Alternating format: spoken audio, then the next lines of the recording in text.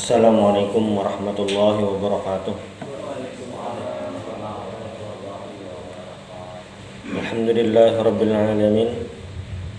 Alhamdulillah al-fatahil alim alladhi arsyada man istafahu min ibadihi li ta'ala wa ta'alim wa ja'ala al-ilma sababan najati wal fawzi bizzulfa 'indal malikil 'azim. Wassalatu wassalamu ala man arsalahu Allahu hadiyan ila siratal mustaqim wa ala alihi wa sahbihi al-faizin min suhbatihi wa ittiba'ihi bil khuludi fi daril baqa'i wan na'im. Alhamdulillah, di malam hari ini kita bisa kembali berjumpa di Mushola Al-Fath. Mudah-mudahan kita semua mendapatkan rahmat dari Allah Subhanahu wa taala. Baik, lanjutan kajian syarah kita Ar-Rahiqul Makhtum karangan Syekh Shafiyur Rahman Al-Mubarakfuri, yang mana kita sudah masuk di fase di mana Rasulullah sallallahu alaihi wasallam itu dapat tugas dari Allah untuk berdakwah secara jahar, secara terang-terangan. Yang mana sebelumnya kurang lebih 3 tahun Rasulullah itu berdakwah dari rumah ke rumah secara sembunyi-sembunyi. Itu memang diketahui oleh orang-orang Mekah saat itu, tapi karena itu masih gerakannya dianggap masih kecil, tidak ada kelihatan, maka dianggap tidak mempengaruhi apa-apa. Nah, gejolak atau gangguan itu mulai terjadi ketika Rasulullah SAW ini mulai mendakwahkan secara terang-terangan, dan itu ditandai dengan Rasulullah ini mengumumkannya di atas bukit Sofa. Kalau di Banjar itu bayangannya kurang lebih kayak model menara pandang lah itu. Jadi kayak tempat penting, semua orang ketika disebut tempat itu, oh ini tempat ini. Nah itu di sana Rasulullah SAW itu mengumumkannya. Dan di Quraisy itu kabilah-kabilah itu sangat kuat per kabilah itu. Jadi kenapa Rasulullah itu dipilih Allah di Bani Hashim? Karena memang Bani Hashim itu adalah salah satu kabilah terkuat di kota Mekah. Jadi Rasulullah dilahirkan dari kabilah itu tidak ada gangguan atau apa-apa seperti itu. Ini bisa kita lihat di waktu kejadian Kena tuh Bang, Kena. Ini waktu kejadian perjanjian Hudaybiyah. Kan sebelumnya itu Rasulullah beserta rombongan ingin menunaikan umrah di tahun 6 Hijriah. Mungkin sebelumnya sudah pernah ulun sampaikan itu. Dan ketika mau masuk ke kota Mekah, kan yang terkuat lah, bisa terkenal, bahkan Nabi berdoa minta diislamkan Sayyidina Umar. Artinya Sayyidina Umar memang kuat, pemberani itu. Tapi ketika saat itu waktu mau umrah tahun 6 Hijriah itu, ketika Sayyidina Umar disuruh untuk masuk ke kota Mekah, Sayyidina Umar masih masuk ke kota Mekah melobi orang-orang Quraisy. Jar Sayyidina Umar, jangan ulun Nabi ya. Penakutan kan Sayyidina Umar kada. Ini kita harus paham peta kekuatan. Jar Sayyidina Umar, Sayyidina Utsman aja. Kan Sayyidina Utsman itu pokoknya di biografi mana aja, di manaqib, pokoknya sirah mana aja, Sayyidina Umar terkenal dengan kelembutannya. Kelembutan maksudnya bukan tegas atau apanya tuh. Memang kalau secara pemberani Sayyidina Utsman ikut perang juga. Maksudnya Sayyidina Utsman lebih terkenal kelembutan itu. Tapi ketika untuk melobi orang-orang Mekah, orang-orang Quraisy, Nabi mau umrah, Sayyidina Utsman yang diutus. Kenapa? Karena Sayyidina Utsman dari Bani Umayyah. Pemimpin Mekah waktu itu salah satunya dikuasai oleh Bani Umayyah. Jadi kalau Sayyidina Utsman masuk ke Mekah, ala kulli hal aman, tidak ada gangguan apapun. Nah itu maksudnya pentingnya kabilah di saat Rasulullah SAW itu berdakwah. Nabi diutus di masyarakat yang seperti itu. Nah jadi ketika kita dakwah kemanapun berada, penting itu kita memahami kultur masyarakat di sana. Jadi misalnya ke Banjar gayanya kayak ini, kayaknya ke daerah ibu kota Hanyar, di Kaltim beda lagi. Di sini misalnya masyarakatnya heterogen, berarti yang seperti ini, yang homogen seperti ini, itu beda-beda. Nah, jadi ketika di Bukit Sofa itu ala Jabalis Sofa, Rasulullah ini memanggil kabilah-kabilah, ya Bani Fihr, ya Bani Adi, ya Bani Fulan, sampai ya Bani Abdi Manaf, ya Bani Abdul Muttalib, berkumpul semua. Jadi falamma sami'u, jadi ketika mereka mendengar panggilan Rasulullah SAW ini, qalu man hadzal ladzi yahtif, siapa yang berteriak itu. Jadi yahtifu hatafa yahtifu ini fi'il kata kerja. Nah, telepon itu hatifun. Telepon itu hatifun.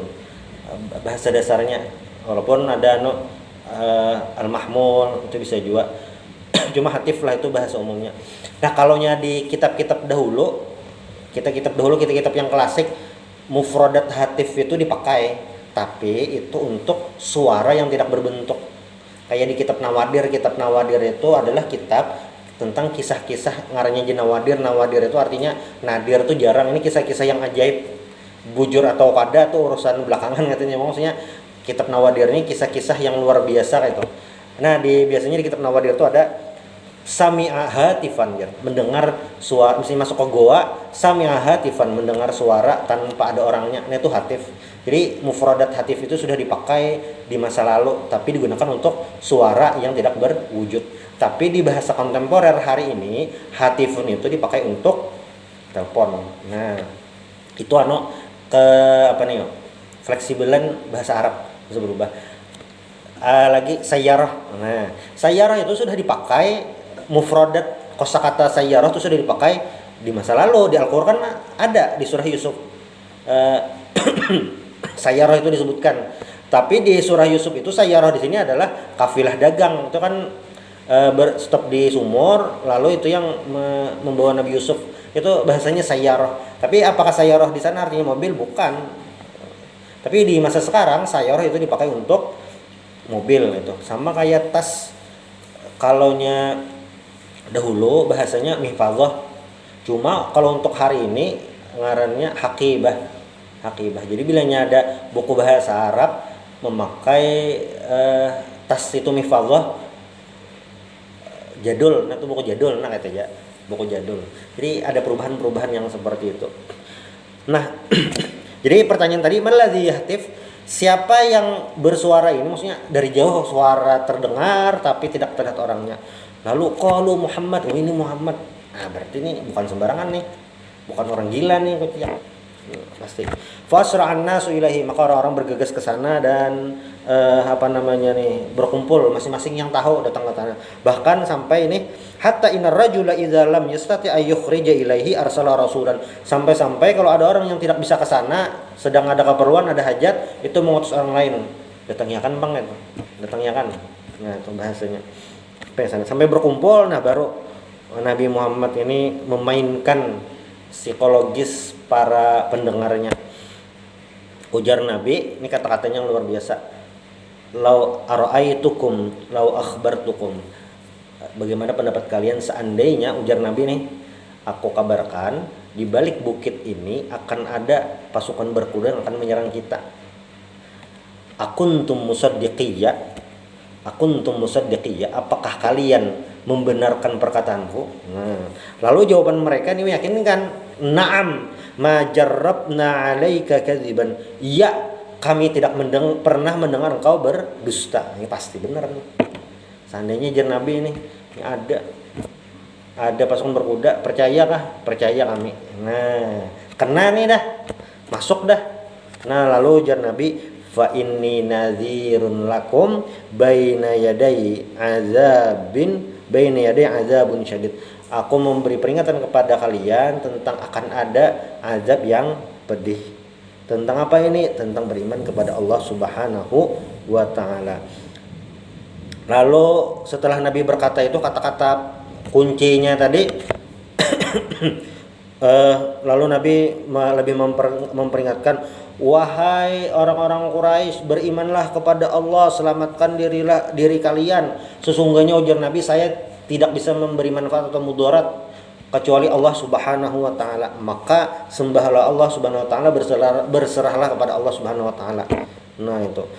Lalu Nabi kan mengiau kabilah Sekong-Sekong, ya Bani Ka'ab, saya tidak bisa menyelamatkan kalian dari neraka, tapi kalian sendiri yang memilih, artinya beriman. Nabi tidak bisa memaksa. Nabi kiau lagi Bani Murrah bin Ka'ab, Bani Qusay, macam-macam semuanya dikiau, sampai Nabi terakhir mengiau keluarga Sidin. Ya Abbas bin Muttalib, itu paman Sidin. Ya Sofiyah binti Abdul Muttalib, bibi beliau, sampai dikiau. Sampai anak Sidin, seorang Sidin kiau juga, ya Fatimah binti Muhammadin Rasulullah sallallahu alaihi wasallam. Kenapa dia sampai ke anak mengiau? Masalahnya adalah di dalam sejarah dalam Al-Qur'an itu disebutkan ada istri Nabi yang tidak beriman. Kayak istri Nabi Nuh, kayak istri Nabi Lut. Bahkan kan anak Nabi Lut, anak Nabi Nuh alaihissalam itu diabadikan dalam Al-Qur'an. Ya bunayya irkam ma'ana, wahai anakku, jar Nabi Nuh, bergabunglah, ikutlah ke kapal kami. Ternyata jawaban anak, qala sa'awi ilal jabali ya'simuni minal ma. Kada bahaya ulun naik gunung aja. Sa'awi ilal jabali, saya akan naik gunung, ya'simuni minal ma, yang akan menjaga aku daripada air. Fahala bainahumal mauju fakana minal mughraqin. Setelah anaknya berkata seperti itu, maksudnya tidak lama kemudian langsung ada gelombang, hilang anaknya tadi. Nah, itu anak, makanya jangan sampai tertinggal nih, jangan sampai tertinggal gitu. Kayaknya Nabi melajari kita seberatan itu. Nah, setelah Nabi memperingatkan semua tadi, masing-masing boleh kayak masing-masing gitu, kayak masing-masing gitu. Tapi ternyata istilahnya tuh ada musuh dalam selimut. Membahasa Banjar ini kawan juga penjahatnya, menggunting dalam lipatan. Siapa gerang itu orangnya. Walamma tamma hadzal inzaru, setelah Nabi memberikan peringatan ini, watafarraqu, masing-masing pulang itu. Aba Lahab wajahan Nabi sallallahu alaihi wasallam bisu. Ternyata setelah selesai itu Abu Lahab paman Nabi. Jadi yang paman Nabi itu Abu Lahab. Kalau Abu Jahal itu lain paman Nabi. Paman Nabi langsung itu Abu Lahab, ding sanak abah Abu Lahab. Kalau Abu Jahal itu keluarga jauh kayak itu. Nah. Jadi bila amun paman versi kita ding sanak abah atau ding sanak mama, Abu Jahal kada masuk kategori itu kayak itu. Tapi apakah Abu Jahal itu keluarga Nabi? Iya, sama-sama orang Quraisy. Cuma baninya kan beda. Nabi itu dari Bani Hashim, Abu Jahal itu dari Bani Makhzum. Itu beda kan. Bani Makhzum itu termasuk bani terkuat, bani kuat lah, di kabilah kuat di Mekah, tapi itu termasuk rival secara kabilah dengan Nabi itu. Tapi yang dari Bani Makhzum masuk Islam Arqam bin Abil Arqam. Makanya dipilih rumah Arqam itu. Jadi kayak kada kau ditebak, sanganya dari Bani Makhzum di rumah Arqam nih. Kalau di rumah Abu Bakar pengajiannya itu jelas dah bebannya juga jarna, tapi di rumah Arqam itu kada ketahuan. Lalu Abu Lahab tadi mendatangi Nabi, sudah tuntung belikan, datangi Nabi bahasa. Ujar Abu Lahab, tabban laka sa'iral yaum, celaka bagi kamu seluruh hari ini, maksudnya hari mengalih kami aja hari ini kan bahasanya itu. Alihadza jama'tana, hanya karena inikah kamu mengumpulkan kami?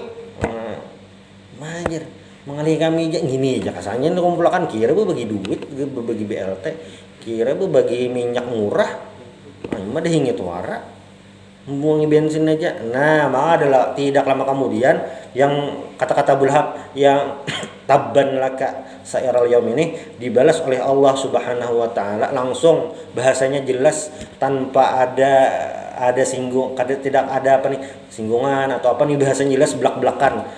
Fanazalat tabbat yada abi lahabi wa tab. Ayatnya jelas, surahnya jelas tentang Abu Lahab pasti masuk neraka. Jadi di antara semua yang memusuhi Rasulullah, ini yang jelas ayatnya. Jadi rumusnya tuh kayak ini, ujar para ulama, kita itu kada boleh memastikan seseorang masuk surga dan memastikan seseorang masuk neraka kecuali ada dalilnya, nasnya yang jelas. Model kayak ini nah, si Din itu jadi ahli surga benar toh. Nah kayak itu tuh kada boleh sebujurannya. Amun mendoakan bang boleh lah, boleh benar, malah disuruh lagi. Cuma memastikan tuh nah kayak kita kayak surga benar tuh si Din. Nah kada yang kayak itu. Karena pernah ada sahabat Nabi pas perang ini luar biasa pemberaninya. Jadi sahabat itu langsung kayak memberikan pujian, wah tuh ahli surga aja, wah pokoknya fisabilillahnya luar biasa nih. Jadi Nabi kada, dinya kena di neraka aja Nabi. Sekalinya orangnya tadi meninggal bunuh diri waktu di peperangan karena kada tahan menahan sakit, dulu bunuh diri itu. Ini hukum bunuh diri kayak apa jar? Tuh lain lagi hukumnya. apakah kekal atau sementara tuh lain lagi. Cuma yang jelas maksudnya memastikan yang tadi. Nah kalau yang ini Abu Lahab ini dipastikan sudah ayatnya kan tentang di neraka. Sebaliknya surga kayak itu juga. Dan sahabat-sahabat Nabi itu sudah ada yang dijamin surga. Contoh al-asyrah mubasysyirina bil jannah, 10 yang dijamin masuk surga. Sayyidina Abu Bakar, Sayyidina Umar, Sayyidina Utsman, Ali, yang 10 itu. Apalagi istri-istri Nabi itu dijamin juga masuk surga. Misalnya salah satunya Siti Khadijah yang waktu Nabi tetamu malaikat Jibril di rumah, ujar malaikat Jibril, Khadijah kayak di dapur kah? Itu ujar malaikat Jibril, baligh minni assalam, kirimkan salam katanya, anu minallah wa minni, Allah Ta'ala kirim salam, aku kirim salam, ujar malaikat Jibril, wa akhbirha bi baitin fil jannah, dan kabarkanlah Siti Khadijah itu akan memiliki rumah di surga. Itu Siti Khadijah. Bilal bang, waktu Nabi Isra Mi'raj kan Nabi ke surga, ternyata Nabi mendengar suara sandal Bilal, mungkin khas lah, Bilal tuh berjalan tuh nah khas kayak itu nah bunyinya, mungkin kita ada kawan-kawan lah yang berjalannya tuh kayak khas, jadi kita kayak mulai jauh, oh itu tuh berjalan karena kayak Bilal tuh kayaknya kayak itu, jadi ya takonin Nabi lah waktu bubulik ke Mekah kayak itu nah dunia, ikam amalan apa nih jadi masuk surga, ulun Nabi ya bilang untung bodoh sembahyang 2 rakaat, itu Bilal gitu. Salah satunya bang itu banyak ya lagi kan, kada yang itu sembahyang itu aja sembahyang subuh ada juga, ada kayak itu, cuma maksudnya mungkin undasnya lah itu kayak pematinya bahasa Banjarnya itu kayak itu yang memberatinya. Batu apalagi ada kayak ada juga yang itu kan kelasnya yang bled langsung kayak ada juga yang jalur masuk surga bi ghairi hisab, yang ujar Nabi kan, Nabi ini kan pas pengajian nih Bapak dah ujar Nabi, di umatku ini ada sab'una alfin yadkhuluna al-jannata bighairi hisab. Karena di umatku ini ada 70.000 yang masuk surga bighairi hisab. Ujar Nabi ada 70.000 masuk surga bighairi hisab kayak itu. Langsung apa nih, Uqasyah angkat tangan. Nabi doakan ulun ud'uni minhum gitu. Nabi doakan ulun masuk 70.000. Nabi kan mendoakan lagi. Ada. Nabi langsung anta minhum. Yang ibaratnya Nabi sudah dijuluki Allah listnya tuh nah. Jadi Nabi itu bupokom habari aja, dah ikam masuk dalam kelompok itu. Makanya ketika ada nang lain pulang minta doakan, Nabi ulun bang doakan, langsung jawaban Nabi, dan ini sudah kayak jadi pepatah, sabaqaka biha Uqasyah. Tadulu Uqasyah dah memboking tempatnya. Padahal kan masih ada 69.669 lagi. Tapi maksudnya dalam penjelasan ulama tentang hadis itu, maksudnya orang tadi ke surganya lain jalan itu, nah itu bukannya masih banyak loh kursinya, kadang Uqasyah memborong seberataan ada ya, kursi yang gesenain yang betakun tadi lain masuk situ, nah itu nah makanya ujar Nabi sabaqaka biha Uqasyah, bahasa kita tuh dulu Uqasyah dah memboking gitu nah. Banyak lagi sahabat-sahabat Nabi itu yang dijamin surga dengan berbagai macam itu, makanya ujar ulama, pokoknya apapun yang terjadi dengan sahabat, kan yang paling fatal itu waktu kisah zaman mihnah yang pengarangnya antara Sayyidina Ali dan Muawiyah, itu paling bagus tawakuf, pokoknya kita berlepas, pokoknya kita kada usah memponis Muawiyah licik, kada boleh yang kayak itu. Kenapa? Karena sidin seberatan sudah dijamin surga, level kita tuh kada sampai ke sana. Kan misalnya kayak perang Jamal itu jelas benar antara Sayyidina Ali dengan Siti Aisyah radhiyallahu anha. Pasukan Siti Aisyah, Zubair bin Awam, Thalhah bin Ubaidillah, ahli surga seberataan itu. Kita ada tahu memponis kayaknya Siti Aisyah ini kurang beres nih. Nah, levelnya kada sampai. Sidin sudah dijamin surga seberataan tuh. Kayak itu. Misalnya Sayyidina Ali dengan Muawiyah tuh didoakan Nabi dan termasuk penulis wahyu Nabi, ipar Nabi. Anehnya banyak ada buku-buku tuh yang nyamati Muawiyah. Levelnya kita kada sampai lagi. Kada sampai gitu nah. Nah, itu tadi. Itu yang tentang penjaminan lah. Jadi siapapun kada tahu kita pastikan surga atau neraka gitu. Yang kawa apa? Kita doakan. Itu aja gitu. Kecuali ada nasnya. Cuma kayak ini juga bang lah ujar Nabi itu. Nabi memadahi kayak ini bang. Ini waktu Ikrimah hanyar masuk Islam. Ikrimah itu kan masuk Islam tahun 8 Hijriah Fatu Makkah. Ujar Nabi memedi sahabat, "Nelah, beingat nih. Muntong dijaga. Bilanya di parak Ikrimah jangan menyambati Abu Jahal.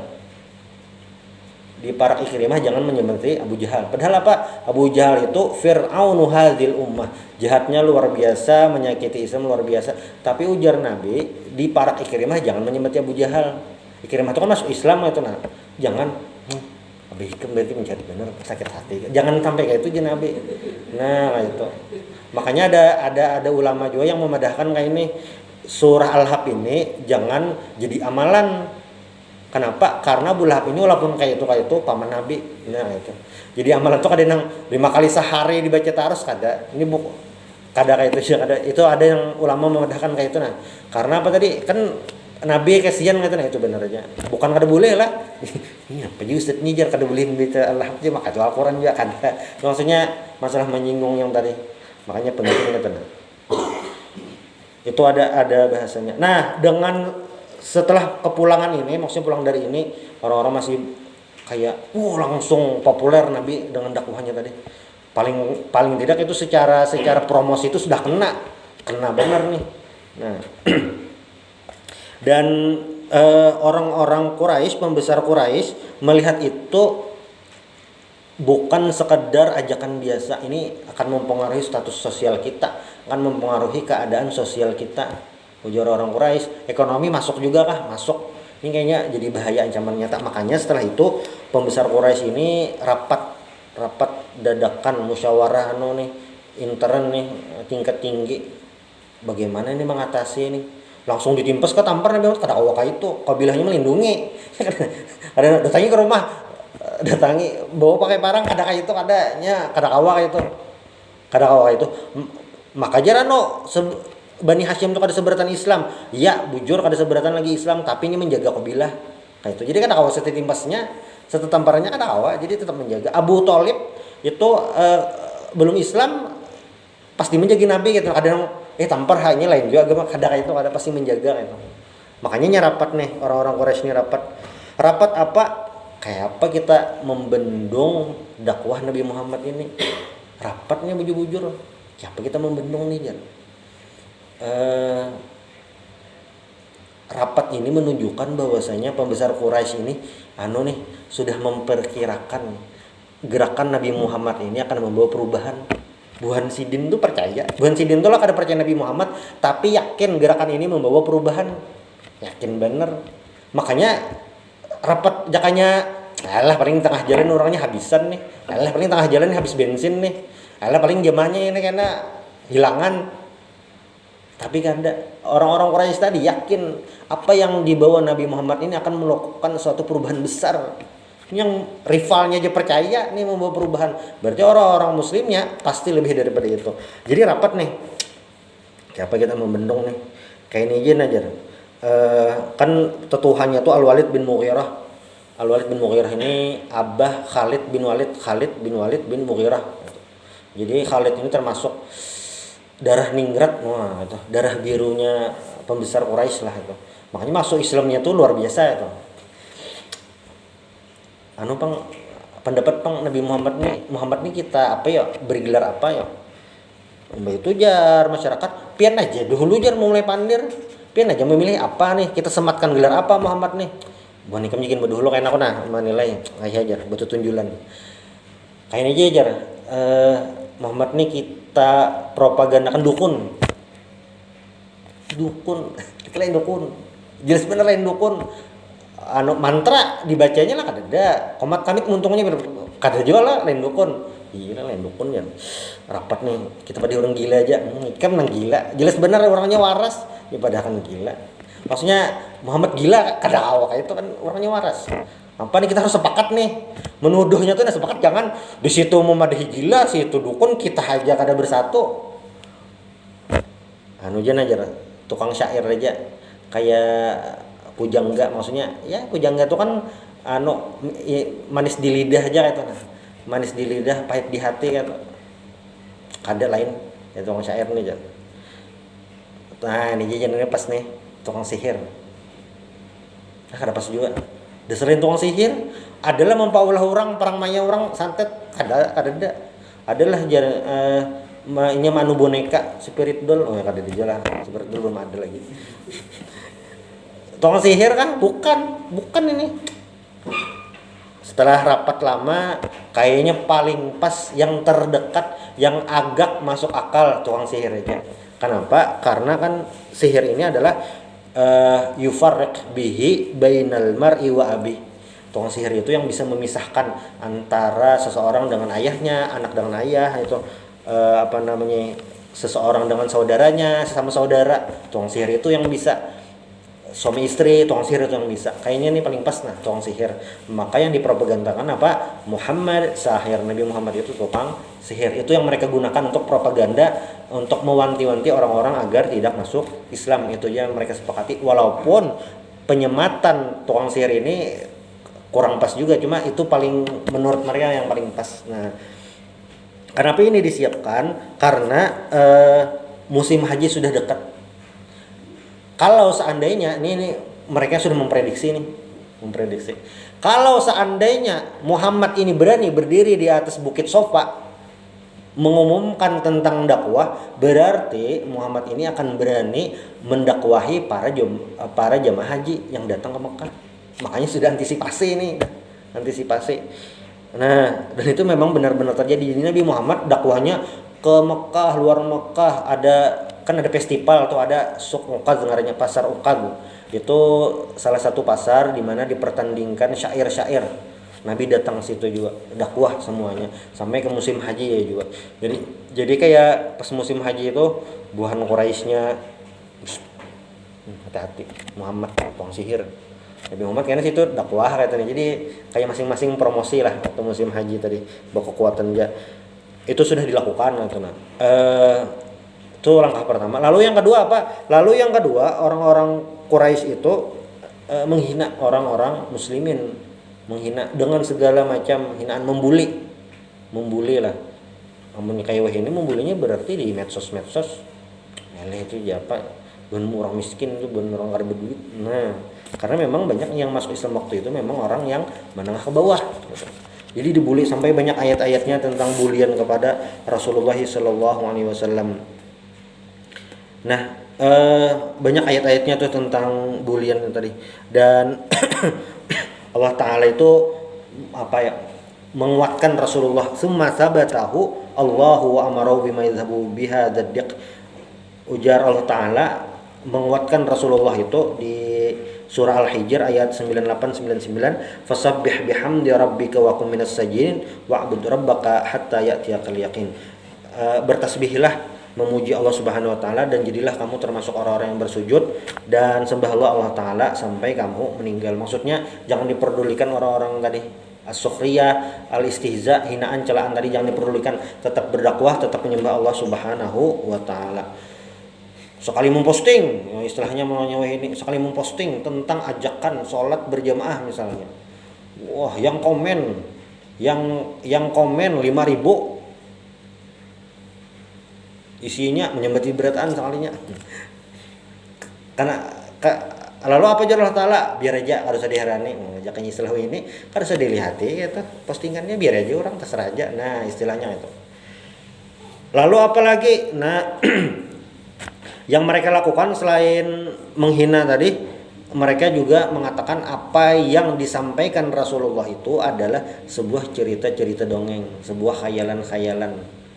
Itu yang bisa mereka lakukan. Istilahnya itu kayak adghasu ahlam itu kayak bunga tidur. Nah, itu kayak khayalan aja, harus dipercaya. Kan salah satu dakwah yang disampaikan Rasulullah itu adalah adanya surga, ada yang neraka, ada surga, ada neraka, ada tentang hari akhir. Dan orang-orang Quraisy, kafir Quraisy itu, musyrikin Quraisy itu, mereka tidak percaya dengan hari akhir, tidak percaya dengan hari pembalasan tadi. Nah, kan yu'minuna bil ghaib itu, al-ghaib itu apa? Kalau di bahasa kita kan alam ghaib atau sesuatu yang gaib itu kayak terpikir langsung kayak kuntilanak, genderuwo, jin buang anak, kayak terpikir kayak itu. Nah, padahal kalau yang di Al-Qur'an yang gaib itu adalah Allah Ta'ala gaib. Maksud gaib itu kan tidak terlihat. Malaikat gaib, surga gaib, neraka gaib, alam barzah gaib. Nah, itu yang maksudnya gaib-gaib tadi. Nah, ketika Rasulullah menyampaikan percaya tentang surga, neraka, Allah Ta'ala itu, di situ mereka juga berusaha untuk tuh ada mungkin itu ada hari akhirat ada. barzakh alam kubur kadeda. Nah itu yang mereka kanter lah itu. Termasuk mereka mengatakan wahyan dan qalu an nabi sallallahu alaihi wasallam innahu musabun bi naw'in minal junun. Kadang juga mungkin karena sudah muyak juga aur sahir tarus, kadang tersambat juga punya itu gila aja lah kisah yang ada di hadapan. Nah sampai kayak itu juga. Nah ini memang usaha orang-orang penentang dakwah Rasulullah terhadap agama yang dibawa Rasulullah, dan itu sebenarnya terjadi kepada nabi-nabi yang terdahulu, sama terjadi kepada nabi yang terdahulu, mulai Nabi Nuh, Nabi Lut, Nabi Hud, sama ditentang semuanya, sama tidak ada yang berbeda. Pasti ketika mendakwahkan itu ditentang, ada yang mulus, ada sama itu seberataan. Apalagi nabi-nabi yang ulul azmi, yang ujiannya itu terbarat daripada nabi-nabi yang lain, itu pasti sudah dapat tentangan. Nah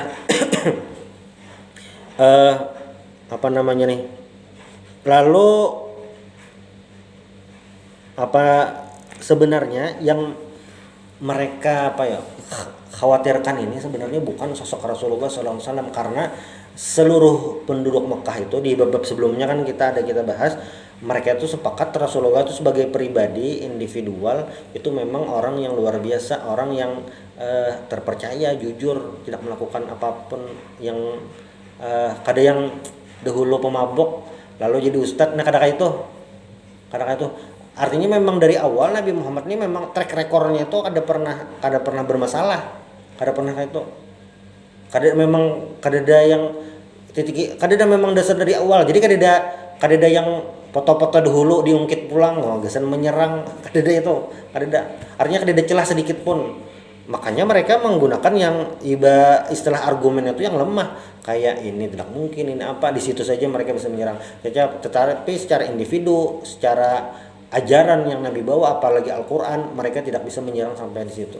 Tidak bisa mengatakan Al-Quran ini tutur bahasanya bermasalah atau apa, tidak bisa, karena memang tidak yang seperti mereka sampaikan itu. Nah amma syubhatum fi risalatin nabi sallallahu alaihi wasallam fa innahu ma'tarafihim bi sidqin nabi wa amanatihi wa ghayati salahi wa taqwa kanu ya'taqiduna anna mansaban nubuwwah wa risalah ajallu a'zamu min ayyuta li basharin fal basharu la yakunu rasulan war rasulu yakunu basharan hasaba aqidatihim. Jadi kayak ini kan tadi sebelumnya disebutkan,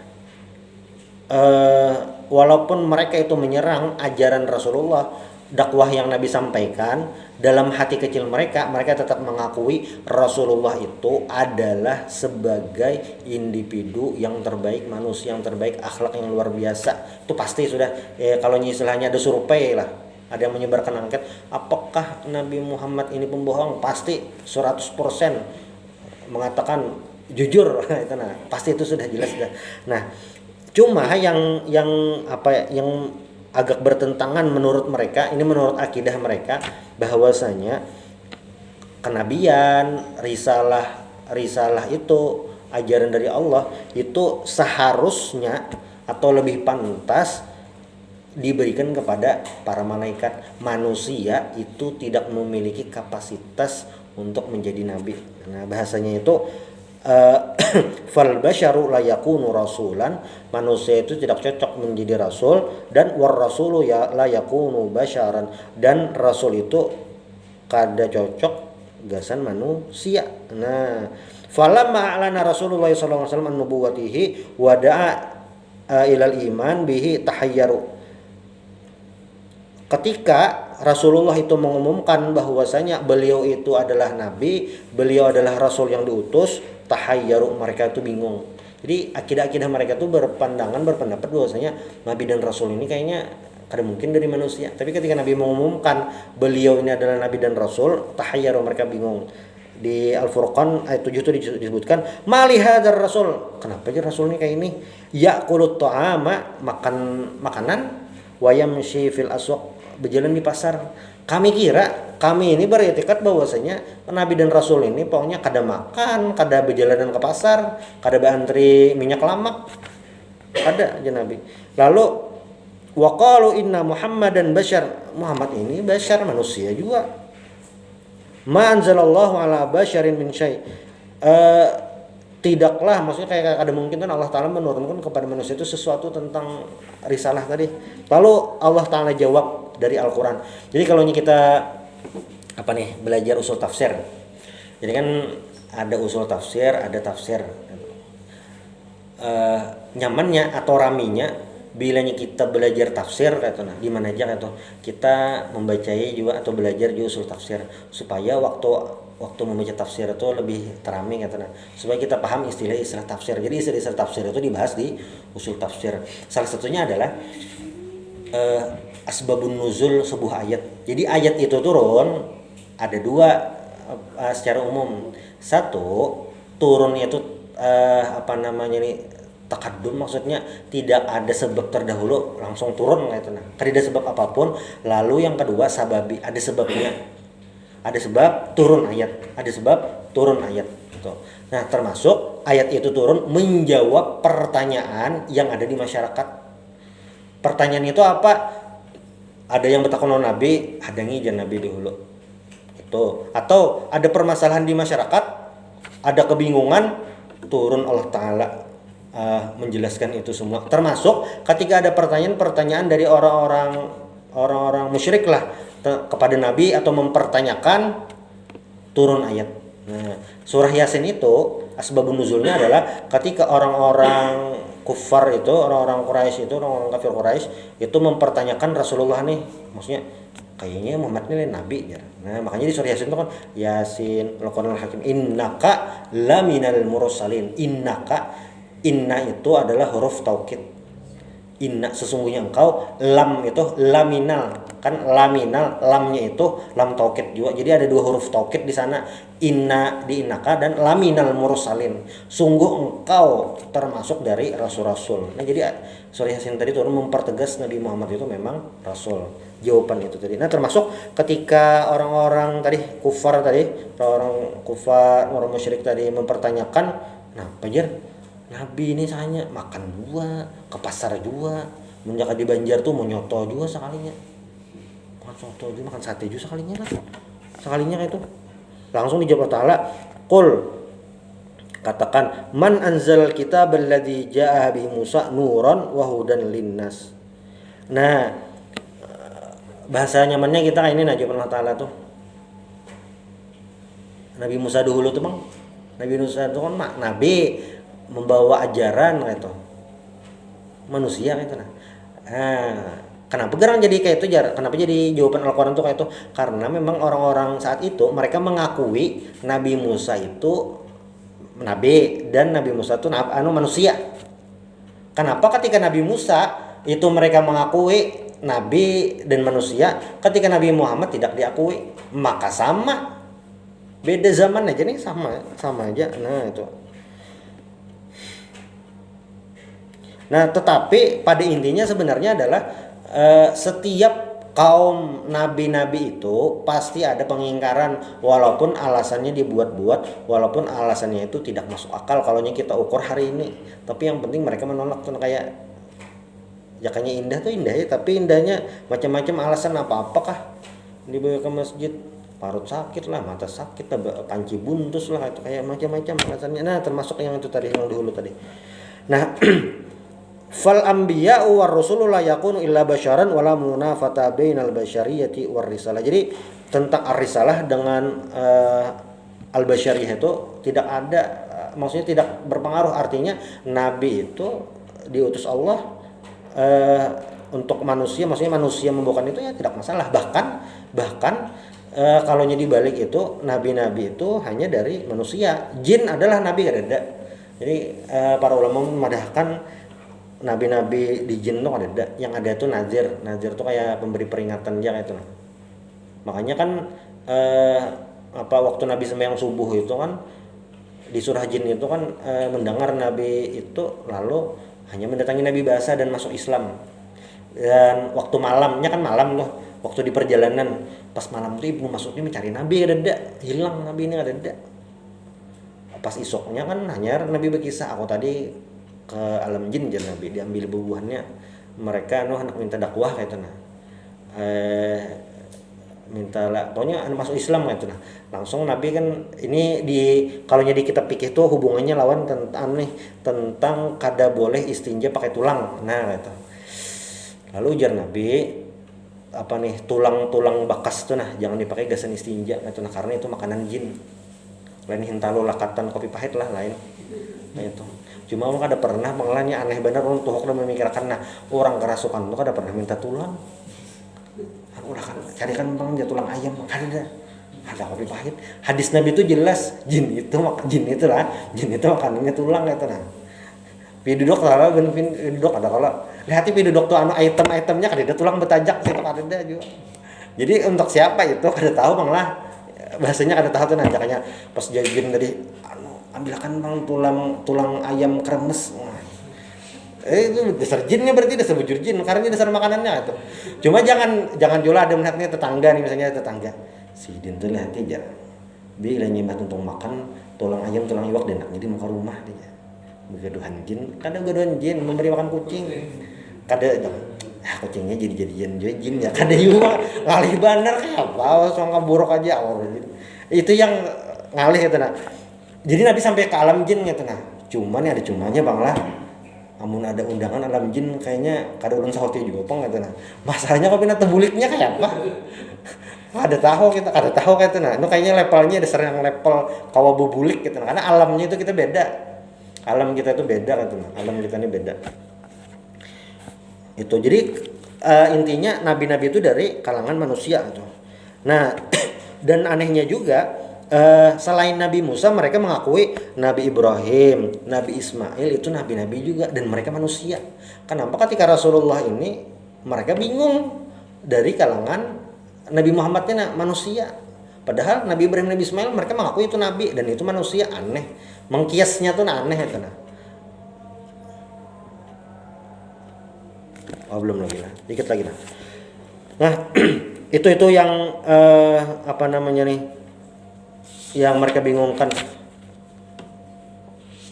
Nah, lalu juga yang mereka ingkari ini adalah amma ingkaruhum al-ba'ats ba'dal maut falam yakun indahum fi dzalik ila ta'ajjub wal istighrab wal istib'ad al-aqli faqanu yaqulun aiza mitna wa kunna turaban wa idhaman ayna lama bungsun aw abauna al-awwalun. Ini terakhir dah pas sampai Isa. Termasuk keingkaran mereka ini tentang yaumul ba'ats, tentang kebangkitan. Itu yang mereka ingkari. Nah, ini termasuk gaib juga. Jadi kebangkitan itu apakah termasuk al-ghaib yang di surah Al-Baqarah kan yu'minuna bil ghaib. Nah, di awal Al-Baqarah itu al-ghaib itu termasuk yaumul ba'ats, kebangkitan juga. Yang mereka ingkari itu sebenarnya mereka tidak memiliki argumen yang kuat karena ada dalil. Tapi mereka hanya at-ta'ajjub, istighrab, kayak bingung kayak mungkinlah hidup ya. Kayak aiza mitna apabila kami mati wa kunna turaban dan kami sudah tanah wa idhaman a inna lama bungsun kami sudah jadi tanah jadi tulang belulang apakah mungkin kami dibangkitkan kembali gitu. Ini dalilnya apa? Istighrabnya kayak bingung, kayak heran itu aja. Dalil yang lain yang masuk akal tidak ada lagi. Itu aja. Intinya apa tadi? Inti dari semua itu adalah mereka menolak ajakan Rasulullah sallallahu alaihi wasallam.